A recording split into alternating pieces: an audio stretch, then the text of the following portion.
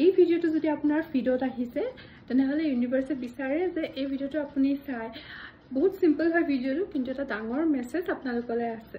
এটা সৰু লৰাই মহাদেৱৰ দৰ্শনৰ বাবে তপস্যা কৰি আছিল তেওঁৰ তপস্যাত প্ৰসন্ন হৈ মহাদেৱ তেওঁৰ উপস্থিত হল আৰু সুধিলে যে কোৱা বাচ্চা তুমি মোৰ পৰা কি বিচাৰা লৰাজনে নিজৰ মনোবাঞ্ছা কলে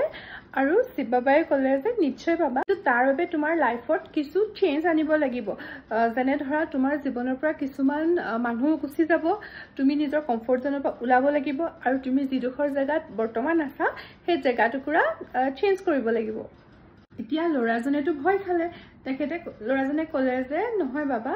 এনেকুৱা এটা কৰকচোন যত মোৰ যিখিনি আছে সেইখিনিও থাকে আৰু মোৰ মনোবাঞ্ছাটো যাতে পুৰা হয় তেতিয়া মহাদেৱে মিছিকে হাঁহি কলে যে এনেকেতো কেতিয়াও হ'ব নোৱাৰে কাৰণ মই যদি তোমাক কিবা এটা দিও তাৰ বাবেতো মই তোমাৰ জীৱনৰ পৰা স্পেচ উলিয়াব লাগিব নতুন বস্তুটোৰ বাবে তোমাৰ ফ্ৰিকুৱেন্সি চেঞ্জ হৈ যাব যি বস্তু তোমাৰ পুৰণা ফ্ৰিকুৱেন্সিৰ লগত ৰিজনেট কৰিছিল সেইখিনিতো তোমাৰ লাইফৰ পৰা গুচিয়ে যাব লাগিব ন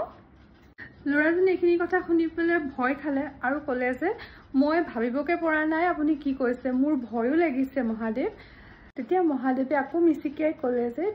তোমাৰ ভয় এতিয়াহে লাগিব লাগে কাৰণ তোমাৰ আশেপাশে তেনেকুৱা মানুহ আছে যি জেনুইনলি তোমাৰ ভালটো নিবিচাৰে সেইবাবে নেক্সট মোৰ ওচৰলৈ তুমি তেতিয়া আহিবা যেতিয়া তুমি তোমাৰ জীৱনত